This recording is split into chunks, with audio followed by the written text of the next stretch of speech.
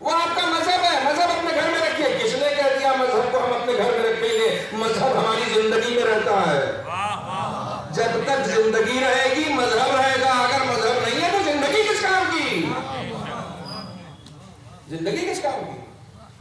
آپ یہ بتانا چاہ رہے کہ نہیں یہ دنیاوی کام ہے، اس کو مذہب سے الگ کر دیجیے، اس کو مذہب سے، مذہب اپنے گھر پہ رکھیے، اسکارف اپنے گھر پہ رکھیے، نماز اپنے گھر پہ رکھیے، داڑھی اپنے گھر۔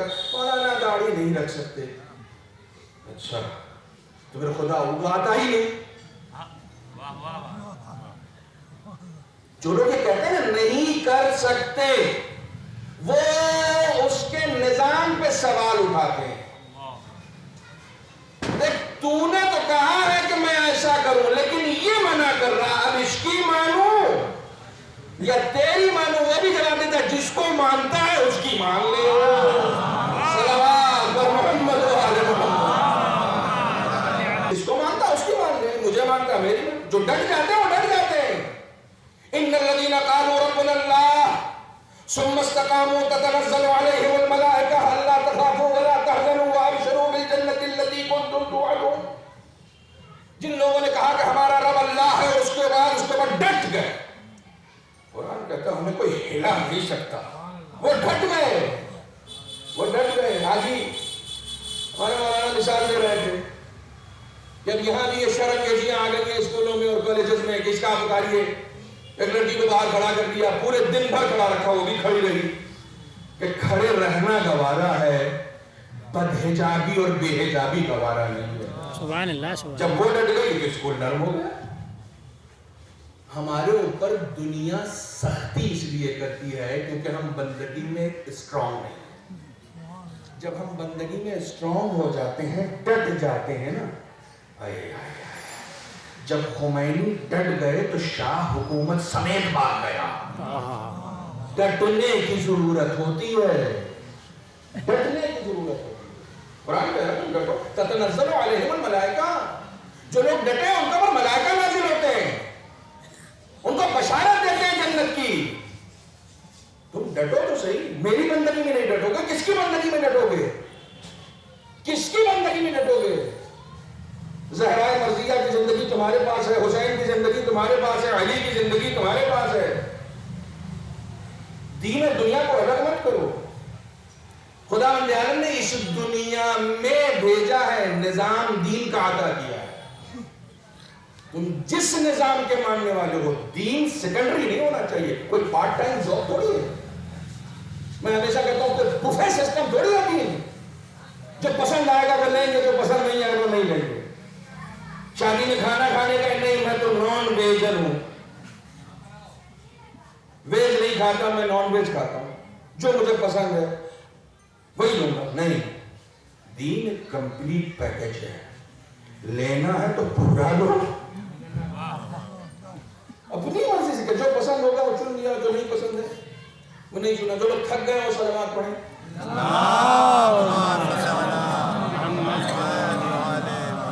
پسینہ مجھے آ رہا، تھک آپ رہے ہیں، اور صلوات پڑھیں محمد۔ مثال دے کے آپ باقی باتیں کل کے لیے رکھتا ہوں۔ ایک دو مثال، مثال کے طور پر آپ ذریعہ معاش کو دنیاوی کام سمجھتے ہیں۔ اب بھائی دنیا بھی تو کمانا ہے مولانا، آپ کہہ رہے ہیں کہ ہر وقت دین، ہر وقت دین، ہر وقت دین، یہ کہاں سے ہوگا؟ پھر آدمی کمانے نہ جائے۔ سیکولرزم نے معیشت کو، ذریعہ معاش کو دنیاوی کام کہا، اور رسول نے کیا کہا؟ رسول نے کہا العبادت 70 جزءا، عبادت جو ہے وہ اس کے 70 حصے ہیں۔ افضلها طلب الحلال، سب سے بہترین عبادت حلال روزی کمانے کے لیے گھر سے نکلنا ہے۔ تم یہ سمجھ رہے تھے یہ دنیا کا کام ہے، رسول نے بتایا نہیں، یہ بھی دین کا کام ہے، یہ بھی دین کا کام ہے۔ تم نے اس کو دنیا کیسے سمجھ لیا؟ تم نے اس کو دنیا کا سمجھ لیا۔ ہٹا کٹا آدمی جا رہا ہے، سب جنگ پہ جا رہے ہیں، وہ کمانے جا رہا ہے بیلچا رکھ کے۔ لوگوں نے کہا کتنا اچھا جوان ہے، گبرو ہے، مضبوط، کتنا اچھا ہوتا کہ ہمارے ساتھ یہ محاذ پہ چلتا اور لڑتا۔ رسول نے کہا یہ محاذ پہ ہی جا رہا ہے، یہ جہاد کے لیے ہی جا رہا ہے، لیکن یہ تو کمانے جا رہا ہے. کہا جو اپنے خانوادے کے لیے آذوقہ فراہم کرنے کے لیے گھر سے نکلتا ہے وہ ایسا ہے جیسے جہاد کے لیے نکل رہا ہے.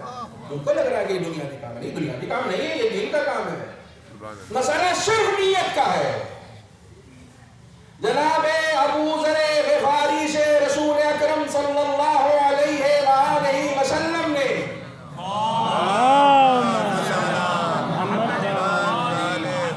ارشاد فرمایا یا ابا ذر ولتکن فی کل شیء نیت حتی فی النوم والاکل. اے ابو ذر، ہر کام کے لیے نیت کر لیا کرو، چاہے کھانا کھانے جا رہے ہو یا سونے جا رہے ہو، نیت کر لو. تو اس سے کیا ہوگا؟ کہا سونا بھی عبادت ہو جائے گا، کھانا بھی عبادت ہو جائے گا. یہ بھی بندہ آیت اللہ بہاؤالدینی نے ایک رسالہ لکھا ہے، اس کے اندر انہوں نے لکھا کہ ایک انسان کے اگر 80 سال عمر ہوتی ہے اور اس 80 سال میں وہ روزانہ 6 گھنٹے سوتا ہے تو ٹوٹل کتنے گھنٹے سویا؟ کیلکولیٹ آپ گھر پہ جا کے کرتے رہیے گا، میں کیلکولیٹ کر کے آیا. 6 گھنٹے اگر وہ روزانہ سوتا ہے تو 25% اپنی زندگی میں وہ سوتا ہے، یعنی 20 سال وہ صرف سوتا ہے. کبھی ایسے کیلکولیشن کیا کیجیے، بیٹھیے ایسے کیلکولیشن کیا کیجیے. ایک انسان 80 سال رہا، اچھا ہم لوگ 6 گھنٹہ کہاں سوتے ہیں؟ 6 گھنٹے کی شفٹ کر کر کے سوتے ہیں. پہلی شفٹ میں 6 گھنٹہ، پھر دوسری شفٹ میں 3 گھنٹہ، پھر 2 گھنٹے کی اور شفٹ ہوگی. جانے میں تو اور کیا کہنا، ماشاء اللہ. انہوں نے تو بڑا کم کیا ہے، 6 گھنٹہ اگر سوتا ہے تو وہ سال میں 25%، یعنی کتنے مہینے؟ 3 مہینے. 3 مہینے وہ صرف سوتا ہے اور اپنی پوری عمر میں 20 سال تک سوتا ہے. کہا سوچو 80 سال سے 20 سال تو تم ایسے ہی نکال دو، اس کا تو کچھ کام ہی نہیں، کوئی حساب نہیں، کوئی کتاب نہیں. نیت کر لو گے، سونے سے پہلے وضو کر لو گے، تسبیح حضرت زہرا پڑھ لو گے، 3 بار سورہ توحید پڑھ لو گے، تو پھر یہ 20 سال عبادت میں کاؤنٹ ہوں گے، سونے میں کاؤنٹ نہیں. سبحان اللہ، سبحان اللہ. نیت کرو، نیت کرو. زندگی بڑی آسان ہے، اسے سخت نہ بناؤ، اسے سخت نہ بناؤ. ایک نیت تمہارے کام کو دوبالا کر دیتی ہے، چمکا دیتی ہے. باہر نکلتے ہو تو آج کل پہلے صرف کریم منہ دھونے کی عورتوں بھی آتی ہیں، اب مین فیس واش بھی آ گیا، مردوں کے لیے الگ، عورتوں کے لیے الگ، ہے نا. اب اس سے منہ دھویا، خود کو چمکایا، باہر جا رہے ہیں، ذرا سا چہرہ چمکنا چاہیے. واش بیسن کے پاس جاتے بھی ہو، اتنی محنت بھی کرتے ہو، رگڑتے بھی ہو، سب کچھ کرتے ہو، دین کہتا وضو کر لو. اس سے چمک آئے گی یا نہیں آئے گی کمپنی گارنٹی نہیں دے سکتی ہے، لیکن رسول کہہ کے گئے ہیں نور آئے گا. سبحان اللہ، سبحان اللہ. وہ کمپنی گارنٹی نہیں دے سکتی. وضو کرنے سے فائدہ کیا ہوگا؟ چہرے پر چمک بھی رہے گی، رزق میں اضافہ بھی ہوگا. رسول اکرم کا ارشاد ہے جو اپنے روزی کو بڑھانا چاہتا ہے، جو اپنے روزی کو بڑھانا چاہتا ہے، ہر وقت باوضو رہا کرے. مانی کون سا سخت کام ہے؟ کون سا سخت کام ہے؟ جب بھی واش روم جا رہے ہیں، ایک کام تو کیا ہے، دوسرا کام وضو کر کے بھی نکلا. وہ مشکل کیا ہے بھائی؟ ضروری تھوڑی ہے جو زبردستی کروایا جائے صرف وہی کرو گے. کچھ کام اختیاری بھی کر لیا، جاتے تو ہو نا واش روم میں، وضو کر کے نکلنا. ایک چیز جبری گئے، اختیاری باہر آ گئے. نیت، نیت، ایک نیت تمہارے عمل کو حسن عطا کر دیتی. ایک نیت. نہانے کے لیے گئے، بہت پسینہ آ رہا ہے، ریفریشمنٹ، نیت کر لو بس. غسل قربتاً اللہ. نیت کرنا نہانے سے پہلے غسل بنا دیتا ہے، منہ دھونے سے پہلے نیت کرنا منہ دھونے کو وضو بنا دیتا ہے.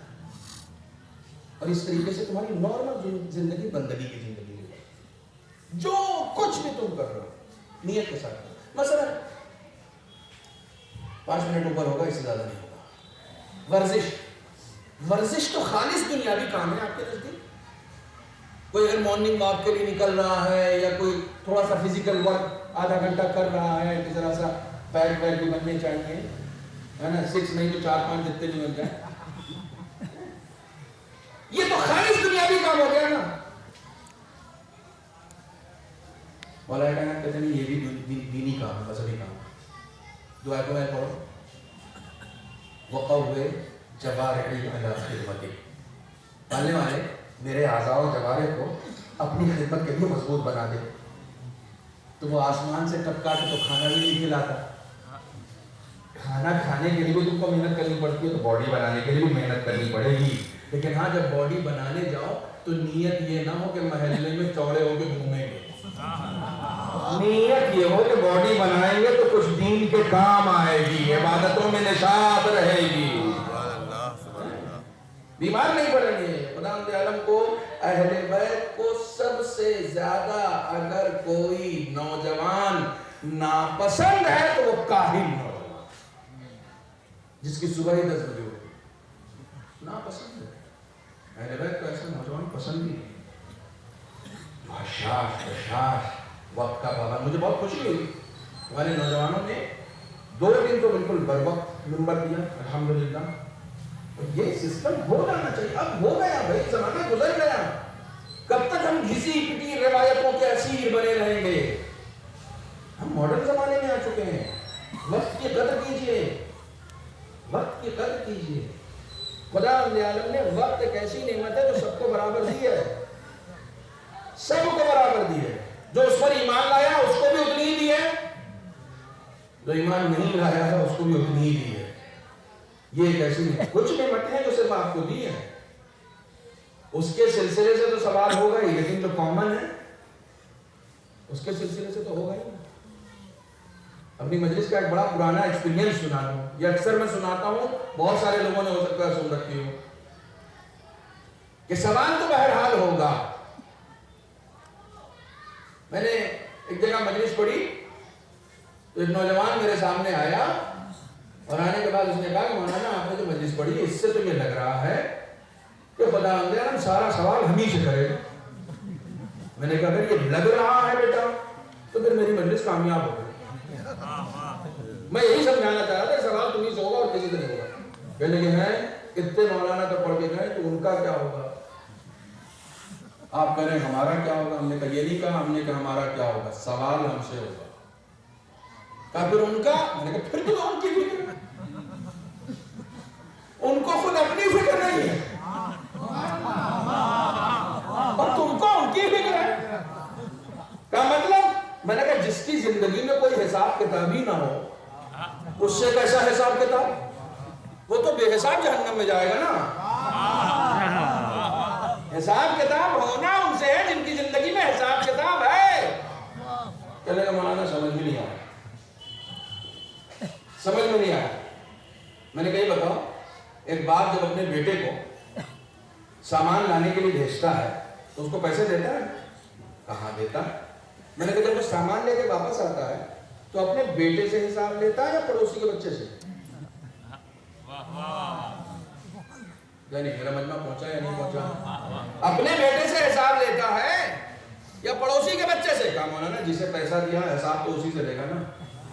میں نے کہا بات تو سمجھ میں آ گئی تمہارے کہ جسے پیسہ دیا ہے حساب اسی سے لیا جائے گا. میں نے کہا علی تم کو دیا گیا، فاطمہ تم کو دی گئی، حسین تم کو دیا گیا، کربلا تم کو دی گئی، سب کچھ تم کو دیا گیا، حساب ان سے لیا جائے گا. جس کے پاس نعمتیں ہوتی ہیں حساب اس سے لیا جاتا ہے.